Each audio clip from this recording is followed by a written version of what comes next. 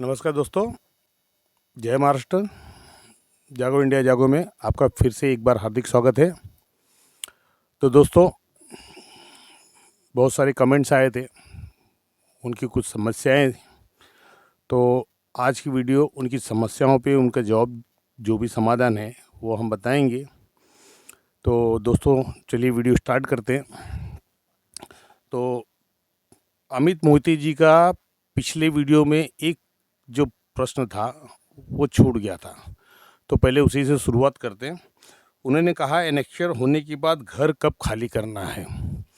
तो अमित मोहिते जी, आपको ये बता दूं कि एनेक्चर होने का मतलब आपको घर नहीं खाली करना है। एनेक्चर होने के बाद बहुत सारी प्रक्रियाएं होती है। एनेक्चर जब बन जाता है, पहले तो उसको प्रारूप तैयार किया जाता है, जिसकी यादी पब्लिश की जाती है उस क्षेत्र में, लोकल न्यूज़पेपर में, और ऑब्जेक्शन सजेशन मंगाए जाते हैं। उसमें जो लोग अपात्र हैं, सक्षम प्राधिकरण द्वारा उनको और सोसाइटी को सूचित किया जाता है कि आपके जो भी डॉक्यूमेंट है वो अपूर्ण हैं, आप अपने डॉक्यूमेंट सबमिट करें, जिससे आपकी पात्रता सुनिश्चित की जाए। उसके बाद वो प्रक्रिया पूर्ण होने के बाद एनेक्शल 2 फाइनल होता है। और दोस्तों, प्रारूप की पब्लिकेशन नहीं होती, जो एनेक्शल 2 फाइनल होता है, जिसे मूल परिशिष्ट 2 कहते हैं, उसको पुनः उस क्षेत्र में लोगों के लिए जानने के लिए लगाया जाता है। सो जो आपका एरिया है, उस एरिया के यहाँ पे उसको लगाया जाएगा कि इसमें जो भी झोपड़ी धारक है वो अपनी स्थिति को देख सके, वो पात्र हैं, अपात्र हैं या अनिर्णित है। उसके बाद उस चीज़ का पेपर पब्लिकेशन करने का प्रावधान है, लेकिन पेपर पब्लिकेशन कोई करता नहीं है। उसके बाद एनेक्शल 2 की कॉपी सक्षम प्राधिकारी द्वारा सर्टिफाई करके एसआरए को भेजा जाता है। एसआरए उस चीज़ की एनेक्शल 2 का इंस्पेक्शन करने के बाद, उस चीज़ का क्लियरेंस होने के बाद, डेवलपर ने जो भी कंसेंट लिया है उस कंसेंट को सबमिट किया जाता है। उसके कंडीशंस होते हैं, वो कंडीशन मैं कभी पिछली वीडियो में, अगली वीडियो में बताऊंगा मैं कि क्या तरीका होता है एसआरए इम्प्लीमेंट करने का। तो उसके बाद वहाँ से एलओआई मिलती है। एलओआई के बाद आईओए मिलता है, सोसाइटी रजिस्ट्रेशन की प्रक्रिया पूरी होती है। उसके बाद आईओ के बाद सीसी मिलती है, और सीसी यदि नहीं भी मिली है तो उनका प्लान उन्हें अमेंडमेंट कराना पड़ता है, प्लान सबमिट करना पड़ता है कि प्लान में बिल्डिंग कैसी बनाई गई है। और उसको अमेंडमेंट करने के पहले सोसाइटी के द्वारा सभी सभासदों को बताया जाता है कि उस क्षेत्र में बिल्डिंग कैसे बन रही है और बिल्डिंग की डिज़ाइन क्या है, घर कैसे हैं। तो वो चीज़ समझाया जाता है। जो सोसाइटी बिल्डिंग का नक्शा पास करेगी, उसके ऊपर अपने स्टैंप लगाएगी, दस्तखत करेगी, तो उसके बाद वो चीज़ ड्राफ्ट जो प्लान है वो सबमिट किया जाता है। उसके बाद लोगों को कहा जाता है कि भाई आप झोपड़ी खाली करो और डेवलपमेंट की प्रक्रिया शुरू हो। तो उस समय समझना आपको झोपड़ी खाली करने का समय आ गया है। एनेक्शल 2 बनने के बाद झोपड़ी का खाली करने का समय नहीं है। उसके बाद लंबी प्रक्रिया हो सकता है, उसमें 6 साल 6 महीने भी जाए, साल भर भी जाए, 2 साल भी जाए। तो वो प्रक्रिया पूर्ण होने के बाद जब सोसाइटी आपको इन्फॉर्म करेगी, उसमें भी डेवलपर आपको लेटर देगा। लेटर देने के बाद आपको इन्फॉर्म करेगा कि भाई डेवलपमेंट का काम शुरू हो रहा है, आपका झोपड़ा बाधित हो रहा है, तो आप अपनी झोपड़ी खाली करें। और डेवलपर के साथ जो भी रेंट करारनामा होता है, उसके बाद समझिए आपकी झोपड़ी खाली करने का समय आ गया है। तो धन्यवाद मोहिती जी, आपका प्रश्न अच्छा था। और दूसरे हैं TABK@TABK888। दोस्तों, मैंने पहले ही कहा है कि आप लोग यदि अपना नाम या सरनेम भी दें तो मुझे उसका उच्चारण करने में बड़ी खुशी होगी और बताने में भी अच्छा लगेगा, क्योंकि ये जो आपके जो मेल के नंबर्स हैं, तो उससे मुझे तकलीफ़ होती है उच्चारण करने में। तो उनका प्रश्न ये है कि सर मेरे पेरेंट्स की डेथ हो गई है, पिताजी के नाम पे एसआरए में फ्लैट है, अलॉटमेंट हो चुका है, हम 3 भाई बहन हैं, हम लोग सोसाइटी के पास गए थे, उन्होंने बताया कि 4 लोगों में से एक को मेन मुखिया बनाना पड़ेगा, जिसको वोट देने का राइट्स रहेगा और लाइट बिल उसके नाम होगा, बाकी 3 लोग नॉमिनी होंगे जिनके पास राइट्स होगा। जब भी फ्लैट सेल होगा 3 सबकी एनओसी लगेगी। अब हम लोगों के बीच सहमति नहीं हो पाएगी मेन किसे बनाए, तो क्या हम तब तक वारसनामा नहीं कर पाएंगे? क्या मेन बनाए बिना लीगल हायर नहीं हो सकता है? तो सर जी मैं आपको बताना चाहता हूँ, सोसाइटी का कहना एकदम सही है, सोसाइटी कानूनी प्रक्रिया से चल रही है और चलना भी चाहिए, क्योंकि जब भी आप लीगल हायर में आप शेयर में जाते हो, नॉमिनी में जाते हो, तो उसके अंदर जैसे आप भाई बहन मिला के 4 लोग हैं, तो चारों में से आपका प्रति शेयर 25% होगा। 25% आपका एक जन का शेयर होगा। तो उसके अंदर आपके जो बड़े भाई हैं या जो बड़ा है, बहन बड़ी है या भाई बड़ा है, उसके नाम पे रूम किया जाएगा। और यदि यदि आपके अंदर शेयर के अंदर बंटवारे में कम ज़्यादा है, कि जैसे आप लोग 3 लोग हैं, उसमें से किसी को ज़्यादा शेयर है, तो ज़्यादा शेयर होल्डर को का नाम उस पर आता है। तो इसमें कोई प्रॉब्लम नहीं है, किसी को भी तकलीफ नहीं कि कोई भी मेन बने, अधिकार सबका सेम रहेगा। बस सिर्फ इतना रहेगा कि सोसाइटी में जो भी वोट करना है, लाइट बिल होगा उनके नाम पे होगा, लेकिन आपका अधिकार सही रहेगा। आप एक काम करो, आप वकील के थ्रू एक फैमिली सेटलमेंट डीड बना लीजिए। उसको आपको रजिस्ट्रेशन करने की ज़रूरत नहीं, नोटराइज चल जाएगा कि सोसाइटी में आपको देना है, क्योंकि इस समय तो आपकी सोसाइटी में आपका जो अलॉटमेंट हो चुका है, तो फिर सोसाइटी के थ्रू ही आपका काम होगा। तो आप एक फैमिली सेटलमेंट डीड बना लीजिए, तीनों भाई बहन मतलब चारों जन का, और उसमें जो बड़ा है उसके बाद जो है इस हिसाब से उनका शेयर निश्चित कीजिए कि सभी का 25% शेयर है। और इसमें जो बड़े हैं उनका नाम मेन लिस्ट में आएगा, और इससे किसी को तकलीफ नहीं होगी, कोई भी आपका अधिकार छीन नहीं सकता है। क्योंकि अगर कोई बंदा आपके साथ, कोई भी आपका भाई अगर गलत भी करना चाहे तो नहीं कर पाएगा, कि सोसाइटी उस समय उसको एनओसी नहीं देगी, क्योंकि आप उसमें शेयर होल्डर हैं। तो सोसाइटी का कहना सही है, आपको वारसनामा करने के लिए ये जो सोसाइटी बता रही है एकदम परफेक्ट बता रही है, उस हिसाब से आप वारसनामा करिए और नॉमिनी फॉर्म भरिए और शेयर सर्टिफिकेट लीजिए। तो धन्यवाद।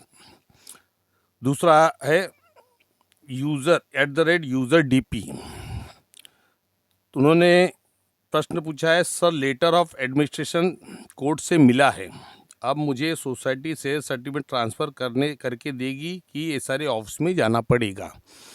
तो सर मैं आपको बताना चाहूँगा कि आपने इसमें ये नहीं बताया कि आपकी सोसाइटी मतलब आपका फ्लैट अलॉटमेंट हुआ है या नहीं हुआ है।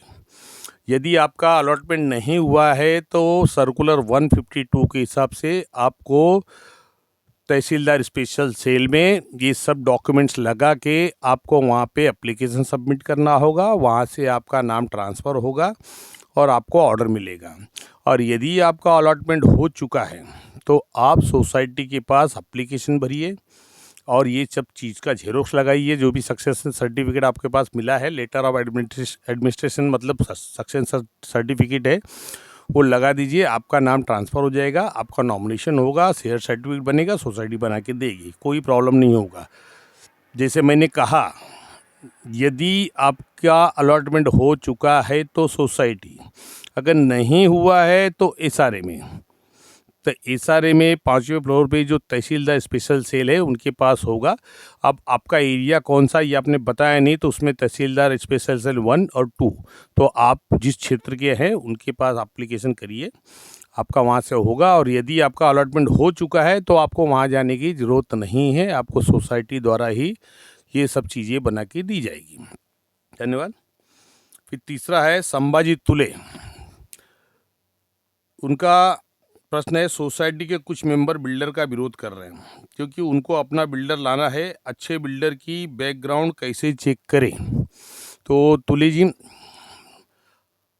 मैं सबसे पहले बताना चाहता हूं कि बिल्डर चुनना या लाना, इसके अंदर सोसाइटी के 70% लोगों की सहमति होती है। कुछ लोग बिल्डर बदली नहीं कर सकते हैं क्योंकि 13(2) इस्लाम एक्ट के 13(2) 13(2) का जो नियम है कि सोसाइटी या तो मोर देन 70% मेंबर्स, तो सोसाइटी भी अगर है तो उनको सभी एजीएम लेके सभी सभासदों की मंजूरी लेनी होगी, उसमें ठहराव पास करना होगा। और दूसरी बात ये भी है कि अगर आप बिल्डर के लिए अगेंस्ट में जाते भी हैं तो आपके पास ठोस कारण होना चाहिए कि आप बिल्डर क्यों बदली करते हैं। बिल्डर ऐसे ही नहीं बदली होता है, क्योंकि बिल्डर जब वहाँ पे आता है तो बहुत सारे पैसे खर्चे करते हैं और उसके अंदर बहुत सारी तकलीफ़ें होती है। और मैं ये भी आपको बताना चाहूँगा कि अगर प्रोजेक्ट चालू हो गया है, जैसे बिल्डिंग वगैरह बन चुकी है या बनना चालू हो गया है, उस समय बिल्डर बदली करना मतलब अपने आप को तकलीफ़ देना हो जाता है। वो अंतिम समय, मतलब अंतिम समय होता है जब बिल्डर के खिलाफ कार्रवाई की जाए, नहीं तो डेवलपर चेंज करने के बाद भी लोगों को तकलीफ होती। जो लोग बाहर गए उनको भाड़े के लिए तकलीफ होती है। एसआरए तो बोलती है कि उन लोगों को हम भाड़ा देंगे, लेकिन दोस्तों इसमें बहुत कम प्रोजेक्ट में ऐसा हुआ होगा कि जहां एसआरए उन पात्र सदस्यों को भाड़ा दे रही है। तो आप उन चीज़ों पे मत जाइए, आप देखिए बिल्डर के प्रति पहले देखिए। और दूसरी चीज़ आपने पूछा कि बिल्डर की जो कैपेबिलिटी है या बिल्डर को हम कैसे चेक करें बैकग्राउंड। तो दोस्तों बिल्डर का बैकग्राउंड चेक करने के लिए आप बिल्डर का जो भी बिल्डर है उसने कहाँ और कितना काम किया है, नहीं तो इशारे के रूल सर्कुलर 2 के हिसाब से आप चले जाइए, डिपार्टमेंट के अंदर आरटीआई डाल के पूछिए, इंजीनियरिंग डिपार्टमेंट में डालिए आरटीआई, एक अकाउंट डिपार्टमेंट में डालिए, दोनों जगह डालिए। उनको पूछिए कि भाई आपने जब बिल्डर को परमिशन दिया है तो बिल्डर ने पिछले साल 5 साल में हमारा जो क्षेत्रफल है उसका 25% कहाँ कहाँ काम किया है, तो आपको उसका बैकग्राउंड मिल जाएगा। अगर उसका आपको पता है कि उस बिल्डर का अगल बगल में मुंबई में कहीं भी एसआरए का प्रोजेक्ट चालू है तो आप वहाँ पे जाके तहकीकात कर सकते हैं कि भाई बिल्डर आपका यहाँ पे तकलीफ तो नहीं दे रहा है, भाड़ा बराबर मिल रहा है, डेवलपमेंट बराबर चल रहा है, तो आप बैकग्राउंड चेक कर सकते हैं, कोई आपको प्रॉब्लम नहीं होगा। तो उसके बाद धन्यवाद संभाजी तुली जी। फिर चौथा है अनवर अंसारी। तो अंसारी जी का प्रश्न है, हमको फोटो पास मिला है तो वो किसकी प्रॉपर्टी है। तो जैसे मैंने पिछली वीडियो में बताया था कि एनेक्शल 2 कौन बनाता है, तो उसी तरह ये प्रश्न भी है कि फ़ोटो पास मिला है तो फ़ोटो पास अंसारी जी मैं बताऊं, कलेक्टर की प्रॉपर्टी पे मिलता है, महाराष्ट्र शासन की प्रॉपर्टी पे मिलता है, मतलब कलेक्टर की प्रॉपर्टी महाराष्ट्र शासन की हो गई, और बीएमसी की प्रॉपर्टी पे फ़ोटो पास दिया जाता है, और प्राइवेट प्रॉपर्टी पे फ़ोटो पास नहीं होता है, क्योंकि प्राइवेट जो प्रॉपर्टियाँ होती है उसका जो भी ऑनर होता है वो असेसमेंट टैक्स भरता है, लोगों से रेंट कलेक्ट करता है, असेसमेंट टैक्स भरता है, तो इसके लिए वहाँ पे आप फ़ोटो पास लागू नहीं होता है। पहले तो आपको फ़ोटो पास की कॉपी मिली है तो उस कॉपी पे लिखा होगा कि फ़ोटो पास किस अथॉरिटी ने दिया है, उसी से आपको पता चल जाएगा जिस अथॉरिटी ने दिया है वही उस प्रॉपर्टी की मालिक है। तो ये पहले आप देख लीजिए, आपका पास फ़ोटो पास है, उसके ऊपर बीएमसी, अगर बीएमसी ने दिया है तो बीएमसी मालिक होगी, कलेक्टर ने दिया है तो कलेक्टर मालिक होगी। तो ये आप पहले उसमें जांच लीजिए कि वहाँ पे किसका सिक्का है और क्या है, तो आपको पता चल जाएगा फ़ोटो पास किसने दिया है, तो वो अथॉरिटी आपकी प्रॉपर्टी की मालिक है, और आगे चल के वही अथॉरिटी आपका एनेक्शल 2 प्रिपेयर करेगी, मतलब बनाएगी। धन्यवाद अंसारी जी, आपने क्वेश्चन जो किया अच्छा था, क्योंकि लोगों को ये समझना चाहिए, इसके लिए मैं उस डिटेल को बताया हूँ कि कैसे पता करें। तो फ़ोटो पास पे उसका रहता है स्टैम्प वगैरह, सिग्नेचर रहता है, उसका डेजिग्नेशन रहता है अधिकारी का कि वो किस विभाग में कार्यरत है। फिर उसके बाद @PS, तो इनका पहले भी कमेंट आया था, इन्होंने फिर एक कमेंट किया, सर जी एनेक्शल 2 की सर्टिफिकेट सर्टिफाइड कॉपी कैसे निकालें। तो ये जी आपको सबसे पहले तो ये पता करना है कि आपका सक्षम प्राधिकारी है कौन, बीएमसी है, माड़ा है या कलेक्टर है। अगर प्राइवेट भी होगा तो कलेक्टर, जो एसआरए ने जो एसआरए के बी विंग में बैठते हैं उनके पास ही उसका एनेक्सर बनता है, प्राइवेट का और भारत शासन का। तो वो आप पता करने के बाद वहाँ एक एप्लीकेशन फाइल करें उनके नाम से। आपका नाम डालिए, आपका एड्रेस डालिए, कंप्लेंट अथॉरिटी का डालिए, उसमें कितने नंबर के कंप्लेंट अथॉरिटी या महानगर पालिका का है तो इसमें लिखिए सक्षम प्राधिकारी एवं महानगर पालिका आयुक्त, और उसके अंदर ये डालिए कि मैं इस क्षेत्र में, और आपकी संस्था का नाम डालिए, इस संस्था का मेंबर हूँ और मेरी पात्रता इस एनेक्सल 2 के सीरियल नंबर पे उसका नंबर डालिए कि नंबर पे हुई है, मुझे कृपया मेरे एनेक्सल 2 की इस नंबर के पत्र की जो भी कॉपी एनेक्सल 2 की उसकी सर्टिफाइड कॉपी दी जाए। और नीचे लिखिए कि आपका जो भी शासकीय शुल्क है, भारत सरकार द्वारा लगाएगा शासकीय शुल्क है, मैं भरने को प्रतिबद्ध हूँ। और उस पर नीचे सिग्नेचर करके 5 रुपये की कोर्ट फी स्टैम्प टिकट लगा के आप डिपार्टमेंट में सबमिट कर दीजिए।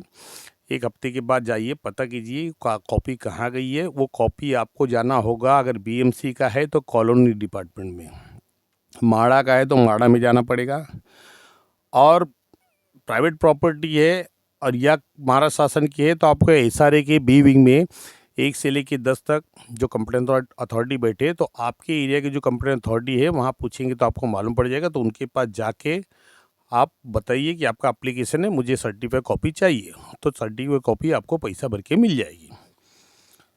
धन्यवाद पीएस जी। उसके बाद सुनील सूद का आज भी कमेंट आया था दोस्तों। पिछली वीडियो में बोलने में थोड़ी गड़बड़ हो गई थी।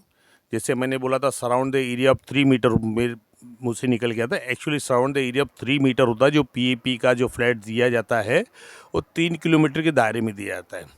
तो सोनू सूद जी ने मुझे आगाह कराया, धन्यवाद सोनू सूद जी।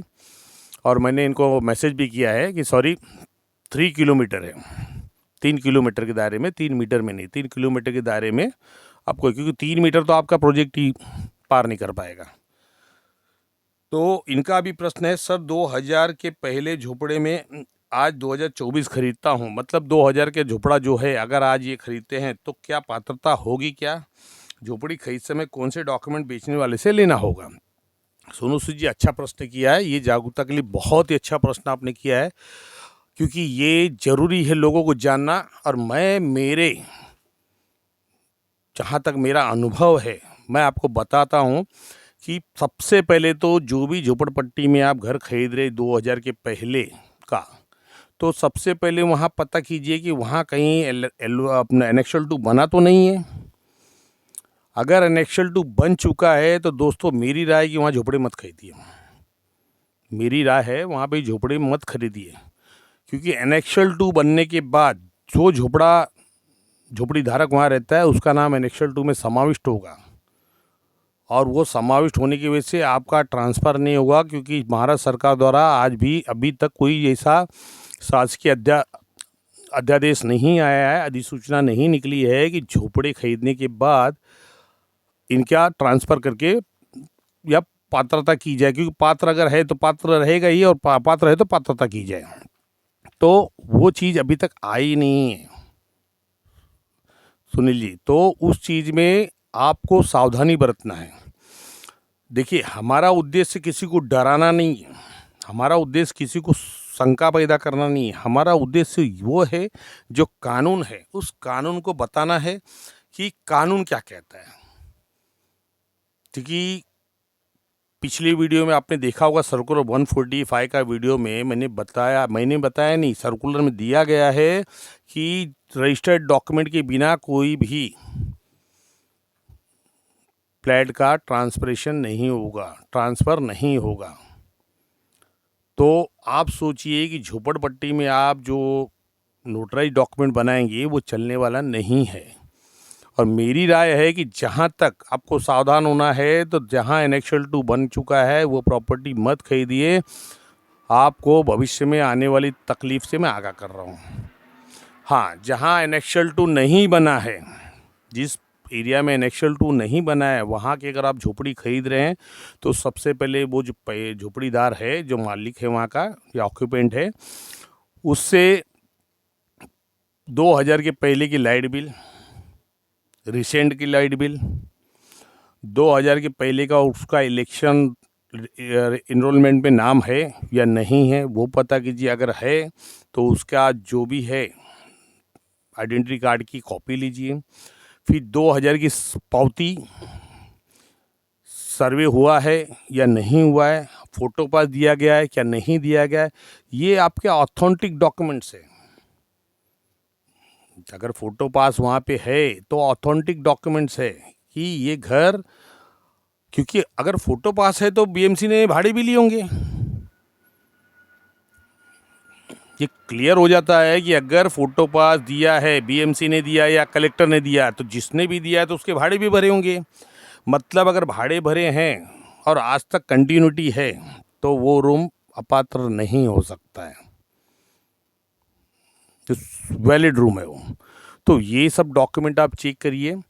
उसके जो भी वो बताया मेरा लाइसेंस है, वो सब की कोई मर्यादा नहीं है, कोई उसका ऑथेंटिकेशन नहीं है। एसआरए में जो आपको मैं बता रहा हूँ, लाइट बिल, वोटिंग और एक सर्वे पावती या फ़ोटो पास, ये बहुत इंपॉर्टेंट डॉक्यूमेंट है।